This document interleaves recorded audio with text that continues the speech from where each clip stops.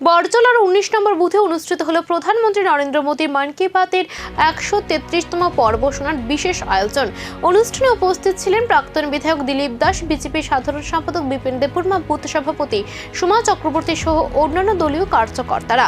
অনুষ্ঠান চলাকালীন নেতৃবৃন্দ ও কর্মীরা একসঙ্গে বসে প্রধানমন্ত্রীর বক্তব্য মনোযোগ সহকারে শুনেন। এই দিনের আয়োজনকে কেন্দ্র করে কর্মীদের মধ্যে ব্যাপক উৎসাহ ও উদ্দীপনা লক্ষ্য করা যায়। নেতৃত্বের মতে মন কি বাত শুধু একটি অনুষ্ঠান নয়, বরং দেশের উন্নয়ন ও জনসংযোগের এক গুরুত্বপূর্ণ মাধ্যম, যা সাধারণ মানুষের সঙ্গে সরকারের সরাসরি সংযোগ স্থাপন করে।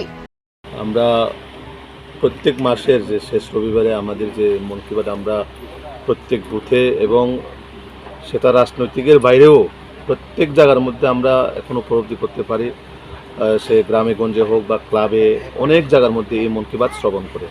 কারণ এই মন কি বাত শুধু শোনার জন্য নয়, অনেক কিছু শেখা, আর মানুষ এখান থেকে অনেক কিছু অভিজ্ঞতা নিয়ে নিজের ব্যক্তিগত সামাজিক জীবনেও এই মন কি বাতের মাধ্যমে অনেক কিছু করার এবং নিজের জীবনে কীভাবে পাথেয় করে চলা, সেই জিনিসগুলো আমরা আমাদের দেশের যশস্বী প্রধানমন্ত্রী নরেন্দ্র মোদীজির যে মার্গদর্শনে আমরা আমাদের আগামী দিনের যে চলার পদ্ধতি এবং স্বাভাবিক জীবনেও আমরা কীভাবে নিজের জীবনকে সুন্দরভাবে এবং সামাজিক স্তরকে কীভাবে আমরা সুন্দরভাবে এবং সামাজিক যে ব্যবস্থাপনা, সেটা আমরা এখানে অনেক কিছু শিখতে পারি।